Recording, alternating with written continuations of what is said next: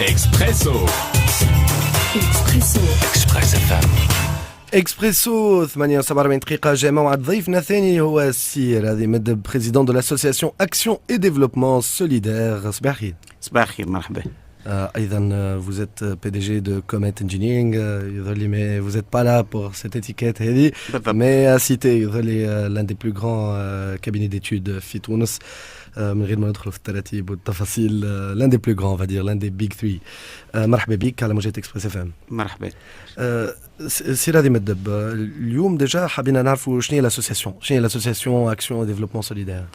هذه جمعية كوناها بعد الثورة لأنه بملاحظتنا لما هو صاير في ذلك الوقت في تونس لاحظنا شيئين. أول حاجة أنه فما تعدد مبادرات سياسية ومجتمعية، وهذا شيء إيجابي جدا يدل على أن الشعب التونسي يحب ياخذ مصيره بين أيديه ويحب يساهم في تصور مصير ووضع منوال تنمية جديد ومنوال سياسي جديد.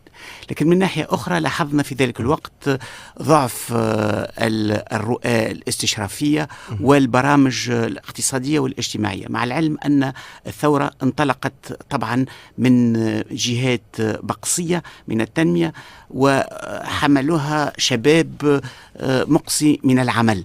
فأولا مطالب من قام بالثورة والشباب خاصة والشعب التونسي عامة هو الحرية، الكرامة، ولكن أيضا الشغل الكريم وتحسين ظروف العيش.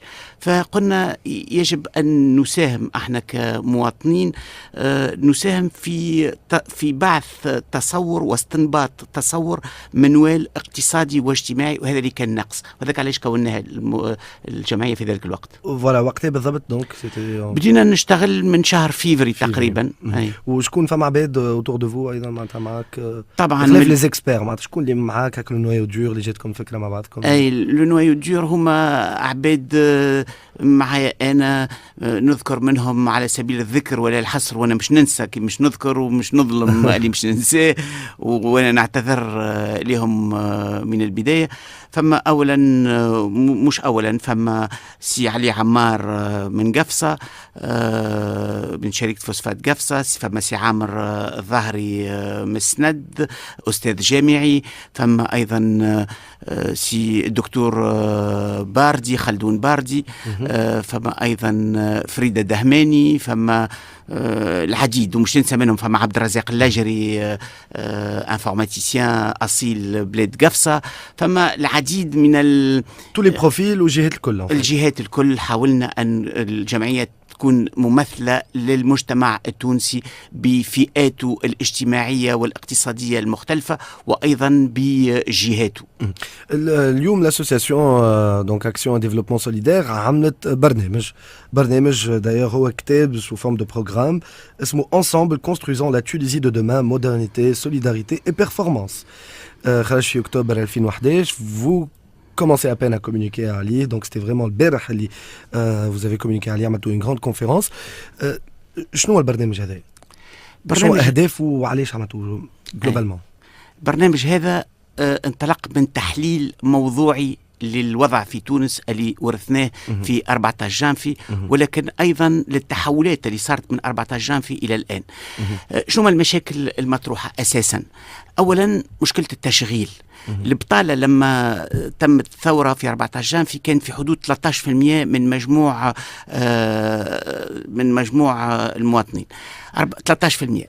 لكن 13% هذا يخفي اختلافات كبيرة، اختلافات بين الجهات، بين الجنس ذكور وإناث، وبين حاملي الشهادات. فما مشكلة البطالة أولا. ثانيا مشكلة إقصاء الجهات الداخلية. ثالثا إعادة توزيع ثمار التنمية، وكل هذا يفضي إلى إخلال في توازنات اجتماعية، في توازنات اقتصادية، ولكن أيضا إخلال في التضامن بين الجهات، بين الفئات وبين الأجيال. فبرنامجنا هذا يعالج الأمور هذه الكل، ويعالج أيضا القطاعات الاقتصادية والاجتماعية قطاع يشخص وضعية القطاع حاليا، شنو ما الإصلاحات الحالية الآنية والإصلاحات الجوهرية الهيكلية اللي بتصير على مدى متوسط وطويل. وهذا كله يفضي إلى منوال تنمية اقتصادي واجتماعي، لكن فيه أيضا جزء سياسي ومجتمعي هام يتم على الظرف القصير، لأنه احتياجات المواطنين والشعب اليوم. البرنامج الكل يتم على الظرف القصير؟ لا، على الظرف القصير من ناحية، وعلى الظرف الطويل لكن يلزم استجابة لطلبات المواطنين في الظرف القصير، وهذه مش نحاولوا نحلوا بها بعض المشاكل العويصة اللي قاعد يعيشها الشعب اليوم من ناحية البطالة ومن ناحية ظروف العيش، ولكن أساسا ما يتم البرنامج إلا على مدى متوسط، لأنه ورثنا حالة وتركة ثقيلة اللي تجعل الإصلاحات الجوهرية والهيكلية عديدة ومتشعبة. سير هذه مدب، الهدف من البرنامج هذا، هل الهدف أنه تقترحوا اقتراحات على ممكن الحكومة دا تفسر لنا، وإلا أنتم مقتنعين هذا هو اللي لازم يصير ويفوق فريمون تتبعوا المنوال هذا؟ لا، هذه نظرتنا احنا للي لازم يصير، ما فماش نظرة واحدة. طبعا كل نظرة اقتصادية واجتماعية تنطلق من نظرة سياسية وتصور سياسي لبصير البلد. احنا البرنامج هذا لما اشتغلنا عليه كانت فكرتنا انه نتناقش مع عدد من الأحزاب في الساحة السياسية، ونعرض عليها أن تتقارب وتهيكل عملها على أساس برنامج اقتصادي واجتماعي، لأنه هذا هو المطلوب اليوم من الشعب التونسي. فالصيفة الأخيرة كلها عدينا وإحنا نتحاوروا مع العديد من الأحزاب السياسية، نعرض عليها البرنامج هذا، تحدثنا عليها معها كيفية دمج قواها حتى تكون أقوى لمواجهة ومقابلة الانتخابات. لكن طبعا كل حزب سياسي عنده برنامجه الخاص، عنده الأجندة الخاص بتاعه، فما توصلناش إلى لم الشمل بتاعهم. جوستومون اليوم شو تنجموا تعملوا؟ طبعا نعرفوا شكون في الحكم، نعرفوا شكون الأحزاب اللي عندها الأغلبية، شكون الأحزاب الفاعلة ممكن باش تكون في الساحة السياسية وأصحاب قرار باش يكونوا خاطر عندهم ممكن أكبر عدد من الحقائب الوزارية. هل اليوم قابلين تعملوا معهم؟ جونتون باغلا حركة النهضة، السي بي ار والتكتل. والله احنا قابلين نتعاملوا مع كل من يحمل نفس الرؤى متاعنا. واحنا الرؤى شنية هذه؟ اولا الحداثة، ثانيا التضامن، ثالثا الفاعلية الاقتصادية. احنا اليوم قناعتنا أنه تونس كانت دائما في صدارة الحداثة، سواء في مكوناتها العربية الإسلامية أو مكوناتها الحضارية الأخرى، لأن احنا عندنا في تونس حضارة عندها 3000 سنة أو أكثر من 3000 سنة. تلاقح الحضارات اللي عاشتها تونس جعلتها دائما سباقة في ميدان الحداثة. والحداثة لا يعني أخذ طرق عمل الغرب واستعمالها فقط، لا، بالعكس، لأنه أنا ديما نقول أن الإسلام كان محدثا قبل العديد من البلدان الأخرى أو من الثقافات الأخرى.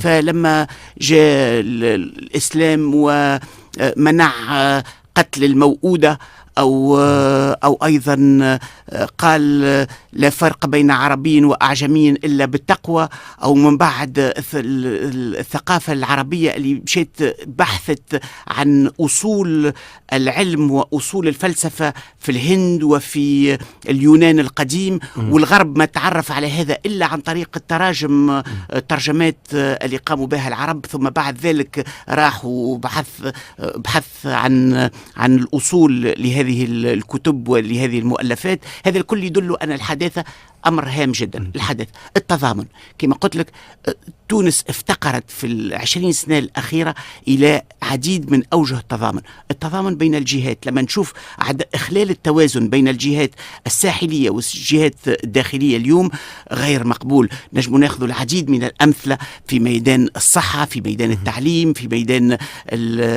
الصناعة، في ميدان السياحة، كله في ميدان البنى التحتية والأساسية. فما يعني إخلال كبير في التوازن بين الجهات. هذا تضامن بين الجهات. ثم أيضا التضامن المجتمعي بين الفئات.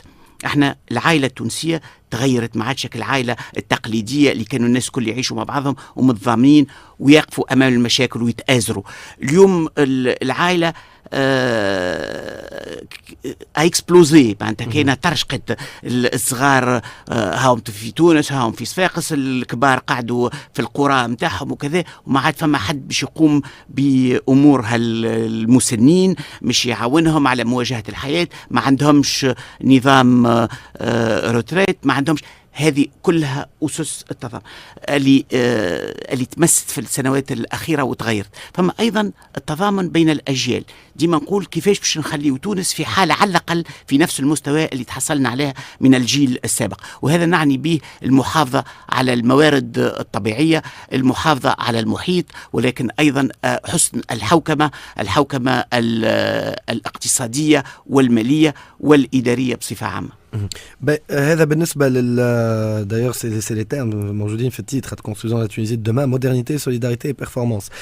شكون اللي خدم على المشروع هذا؟ des experts 60 عددهم. والله بداوا 60 وبعد توسعوا. هما ما نجمش نقول ديما ديزيكسبير خاطر ولا على خاطر ما نحبش الكلمة هذه، كأننا نقصيو الجهة. يعني هما أولا مواطنين متشبعين بفكرة الرفع من أداء تونس واستنباط أحسن منوال تنمية من وجهة نظرهم. طبعا هذم عديدين، نذكر منهم بعض الأشخاص، وأنا مرة أخرى مش ننسى على خاطر كما قلت أنت 60 هما فيهم رجل السينما، فيهم رجل التاريخ، فيهم الأستاذ الجامعي، فيهم الطالب اللي يبحث عن شغل، يعني بطال اليوم مازال يبحث عن شغل، فيهم المهندس، فيهم رجل الجباية، فيهم الطبيب. يعني من أوجه مختلفة واختصاصات مختلفة، والكلهم ساهموا يعني بكل أريحية وقدموا أحسن ما عندهم. وأيضا تم الاتصال وعقد عديد من الاجتماعات في الجهات. فمشينا ولقينا فاعلي الاقتصاد والمجتمع المدني في جهات مثل توزر وقفصة وصفاقس، ومرة أخرى ننسى منهم العديد. سيرة مدب أكيد غني عن التعريف، تعرفوها ممكن أكثر ك PDG متاع كوميت انجينيرينغ، ولكن أيضا اليوم il est là en tant que président de l'association Action et Développement Solidaire. جدوا لك تحية. شكرا، بارك الله فيك. Alors نحكيو على الكتاب اللي هو en fait c'est un programme Ensemble construisons la Tunisie de demain, modernité, solidarité, performance. فما أرقام تلفت الانتباه.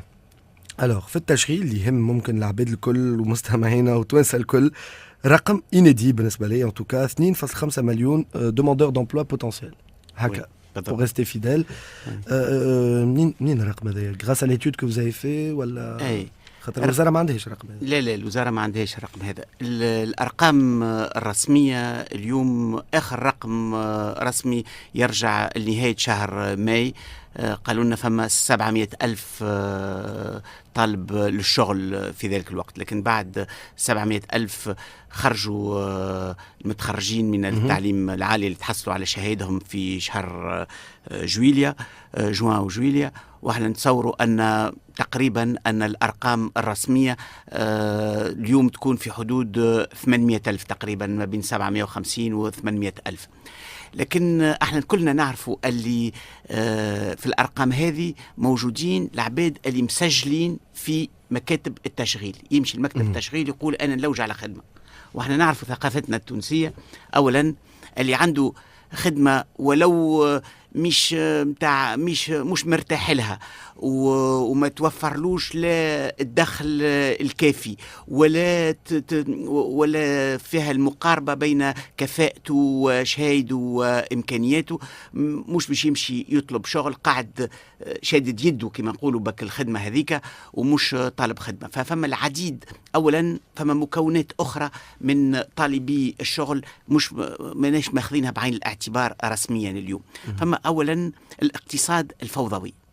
الاقتصاد الفوضوي يمثل تقريبا اليوم، قبل كان يمثل 30% من الاقتصاد التام. هذوما اللي النصابة والأسواق سكي دونجورو دايوغ، خاطر النسب هذوما لقيناهم في دول كيما اليونان، كيما البرتغال، كيما اللي هما توا يعرفوا كريز. دونك لو مارشي باراليل باهي ساعة ما مش بنسب كيما هكا. المارشي باراليل والمارشي انفورميل وكذا، هذه الكل ما نجموش نقولوا باش نقطعوها، لأن الناس تاكل منها في الخبز. وقت اللي تمثل 30 و40% من اقتصاد عام، يدل أن الاقتصاد عام فيه مشاكل كبيرة ما تمش مواجهتها منذ سنوات. هذه حاجة أولى. فما العديد من الناس في هالاقتصاد هذا مقصيين من كل نظام حماية اجتماعية. ما عندهمش سيكوريتي سوسيال، ما عندهمش روتريت. كان يلقاو حاجة مضمونة، اكيد انه من بين عشيه وضحاها مش يسيبوا في المارشي باراليل هذا باش يمشيو يخدموا على روح. هذوما اذا ما نسميهم احنا بوتنسيالمون طالبين شغل. يعني همش مسجلين، وانما طالبين شغل، يلوجوا على شغل، كان يلقاو حاجه ينقلوا. حاجه اولى. حاجه ثانيه، عندك كل الطلبه اللي يواصلوا في تعليمهم، هو عمل ميتريز، هو عمل ماستر 1 ماستر 2، هو عمل دكتوراه، ماذا بيه يوخر الوقت اللي مش يقدم فيه لسوق الشغل واللي مش باش يلقى شغل. هذو ايضا لو كان سوق الشغل كانت اكثر فاعليه اليوم، اكيد مش يخليوا الجامعه ومش يمشيوا يحاولوا يشتغلوا. فلما نربط هذه الاشياء كلها، فما ايضا برشا نساء ماهمش مسجلين وماذا بهم لو كان جاء فما سوق شغل حقيقة موجود، ينجموا يخرجوا من ديارهم ويمشيوا يخدموا باش يعاونوا، على خاطر الراجل وحده مش واصل اليوم. وفما برشا منهم النساء هذوما جوستومون سا بيرمي دو روبوندير، يعملوا مشاريع صغار افيك دي ميكرو كريدي، نوتامون اندا انتر عرب. نحيو مدام اسماء بن حميده كانت تسمع فينا، يخدموا برشا على الميكرو كريدي للنساء. وانتم عندكم ان فولي كامل على الميكرو فينانس. بالضبط. بروفيت نحكيو عليه في اي اسماء هي انت ذكرتها، انا ما نحبش نذكر برشا الاسماء. اسماء من جمله الناس اللي معانا في الجمعيه، والبارح كانت موجوده معانا الى ساعه متاخره من الليل، وهي مناضله في ميدان القرض الصغير، وايضا في ميدان المجتمعي، ونذكرها ونحييها. بالنسبة لنا احنا الميكرو فينانس والقرض الصغير هي تنجم تكون أداة قوية جدا لإدماج العديد من المواطنين في الميدان الاقتصادي، ميدان الشغل، وأيضا في الساحة المالية.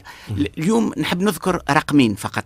الرقم الأول، فما دراسة قامت بها المندوبية الأوروبية عام 2008-2009 في تونس، أظهرت في ذلك الوقت أن سوق القرض الصغير في تونس يمثل أكثر من 1,000,000 شخص ممكن ينجموا ينتفعوا بالقرض الصغير. 1,000,000.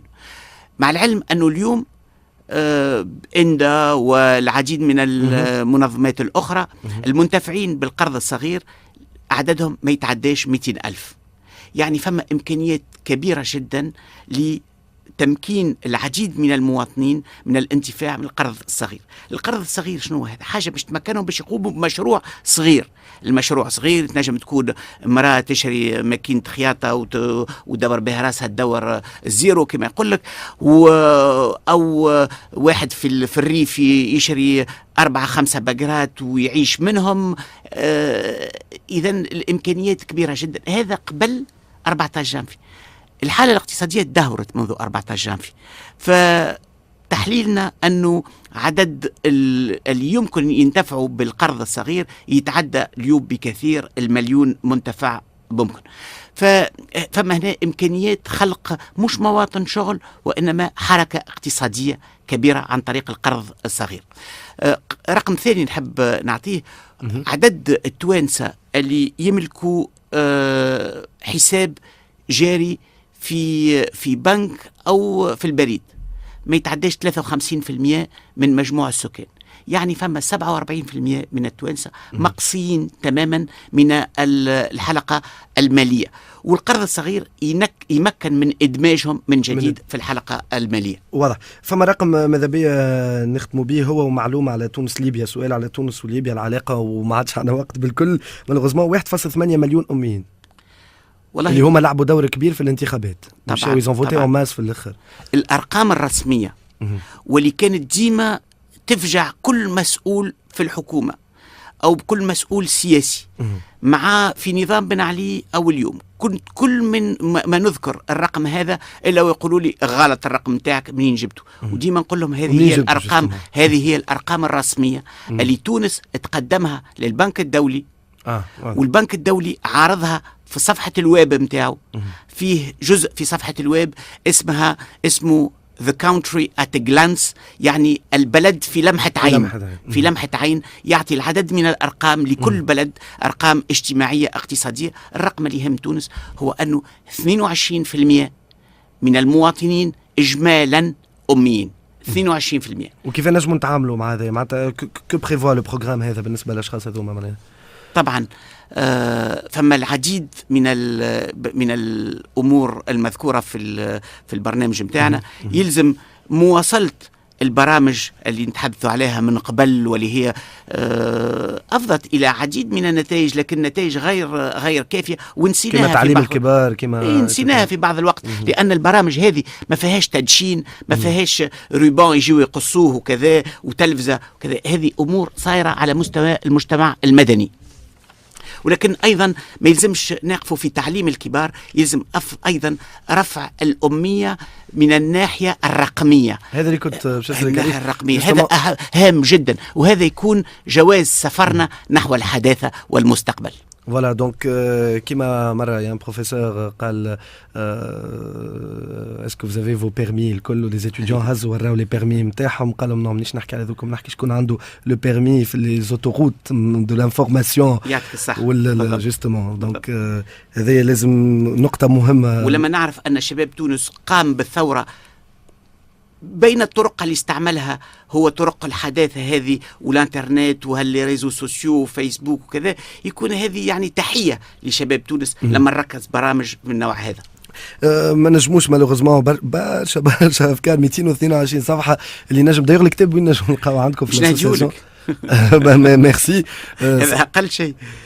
وين نجموا يلقاو حتى مستمعينا، خاطر فريمون لازم العباد الكل تقراه. في فتره اولى ينجموا يساهموا في الجمعيه نتاعنا عمل وتنميه متضامنه ADS، والمساهمه هي 30 دينار سنويا. المشاركه يكونوا اعضاء يساهموا معنا، خاطر نحن نحبوا نوسعوا القاعده نتاعنا، لانه قناعتنا انه برنامج ما ينجمش يقع تحديده بنفوق ويهبط اللوطة. يلزم مشاركة كل المواطنين لما يكونوا مشاركين معنا وأعضاء فاعلين ب30 دينار سنويا. أول حاجة نهديو لهم الكتاب.